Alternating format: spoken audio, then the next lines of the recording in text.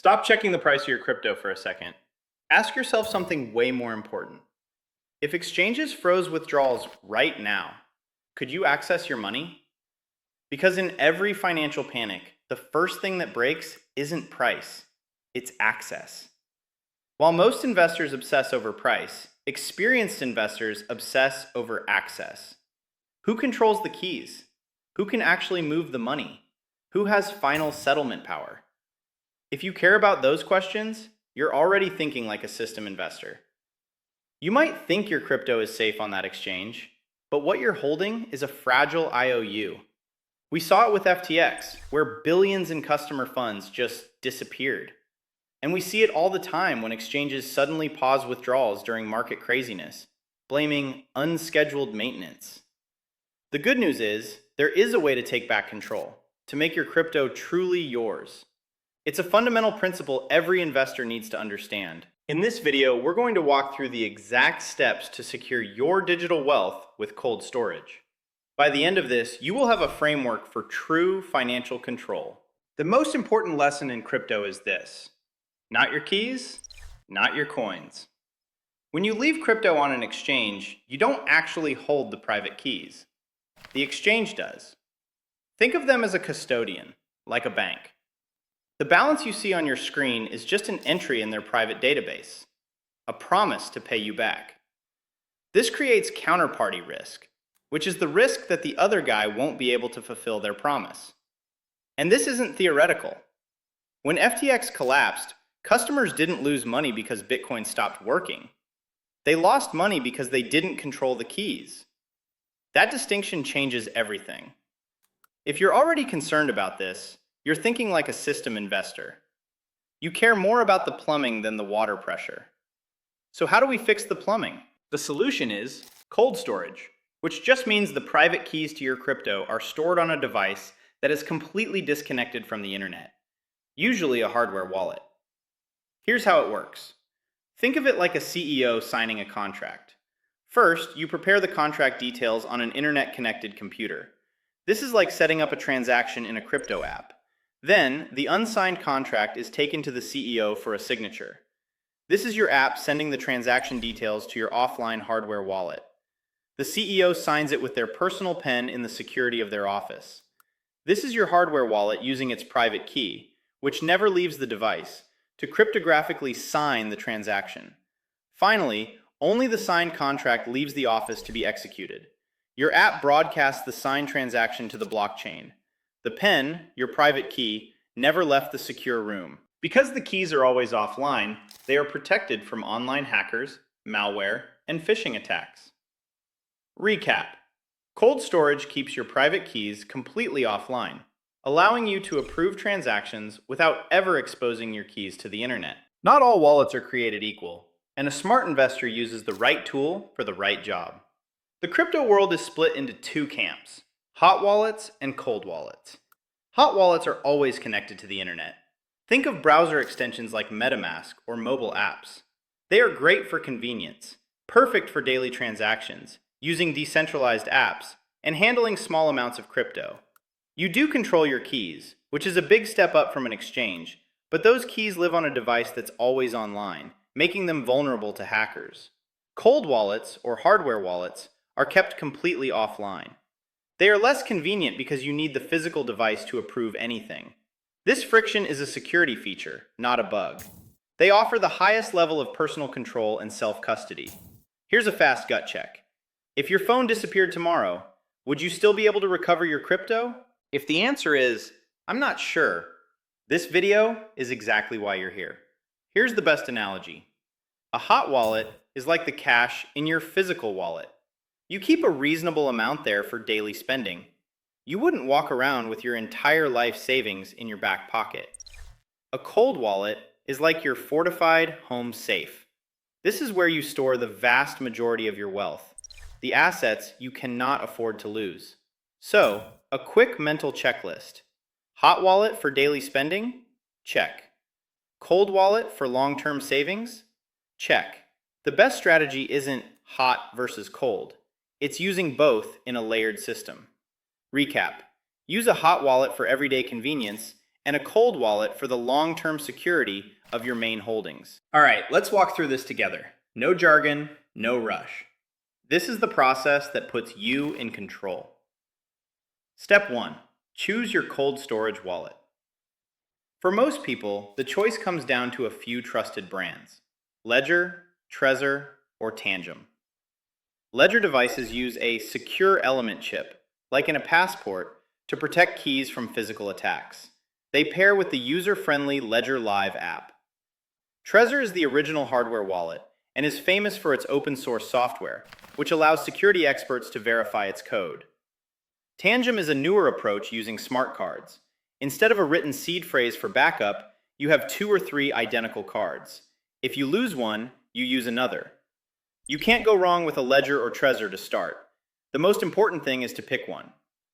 Critical step: buy your device only from the official manufacturer's website, never from Amazon or eBay. There's a risk of the device being tampered with. Step 2. Set up and secure your seed phrase. This next part takes about 10 focused minutes, and those 10 minutes can protect years of savings. When the device arrives, inspect the box to make sure it's factory sealed. Follow the official instructions to connect the device and download the official software from the official website. You'll set a PIN code for the device. This protects it if it's ever physically stolen. Now, the moment of truth. The device will generate a 12 or 24 word recovery phrase, also called a seed phrase. These words are the master key to all your crypto. They are generated completely offline and have never touched your computer. How you manage these words is everything. If you remember nothing else from this video, remember this: the device protects your keys. The seed phrase is your keys. Lose the device, you can recover. Lose the seed phrase, you can't. What to do? Write it down.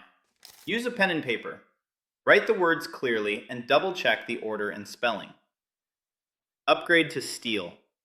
For long-term protection against fire and water, etch your words into a steel backup plate. Store securely and separately. Keep your seed phrase backup and your hardware wallet in different, secure, hidden locations. What to never do. Never store it digitally.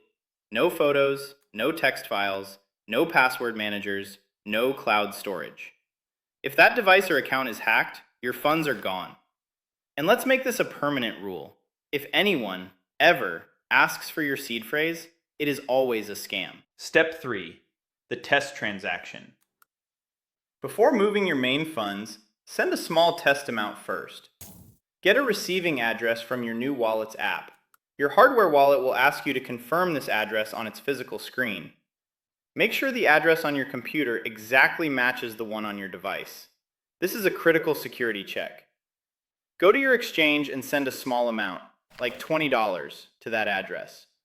Once it arrives, you've officially taken self-custody. But there's one more step for total confidence. Step 4.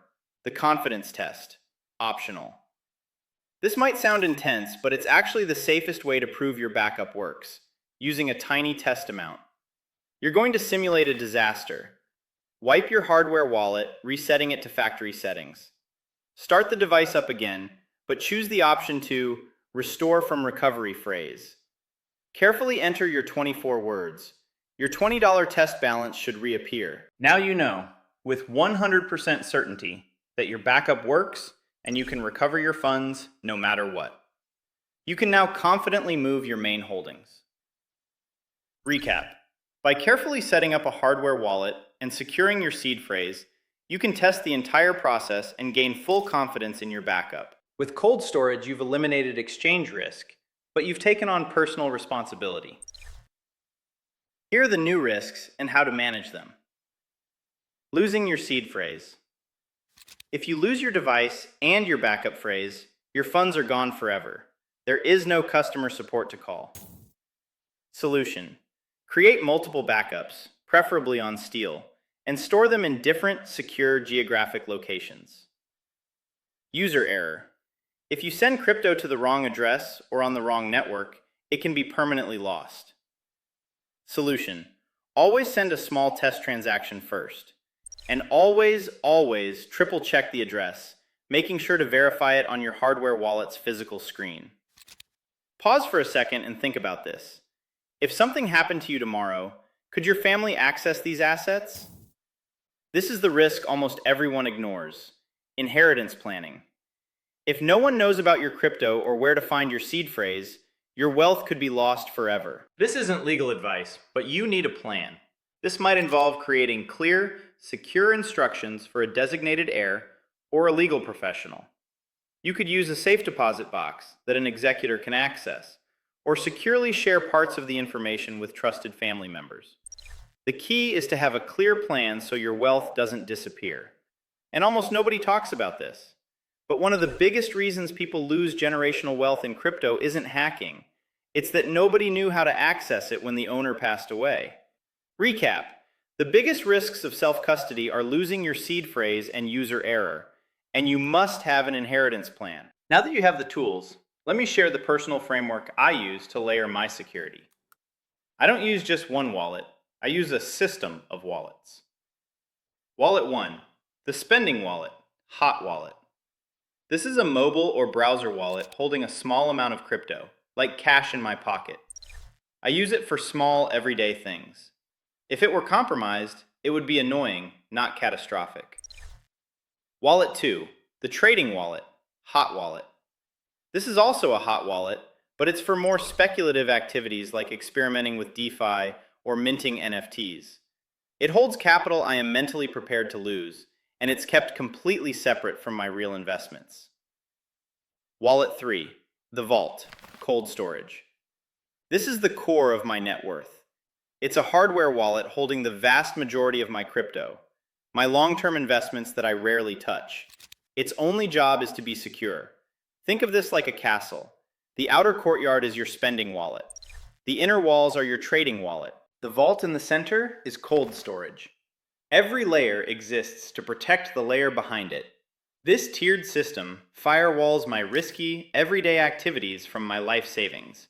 But more importantly, my cold storage is my protection against systemic failure. In a real financial crisis, the first thing to break isn't price, it's access.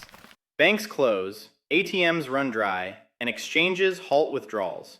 Cold storage is my guarantee that while everyone else is staring at a frozen screen, I have absolute control. Look, I know this can feel overwhelming the first time.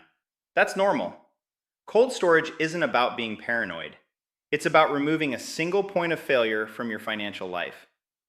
If you decide to do this, do it slowly. Test transactions first. Double check everything. And honestly, this is one of those things that's easier to explain by walking someone through it. If you're ready to take that step, I've put links in the description to the official stores for Ledger, Trezor, and Tangem. Using those links is a great way to support the channel, but more importantly, it ensures you're buying from a safe and official source.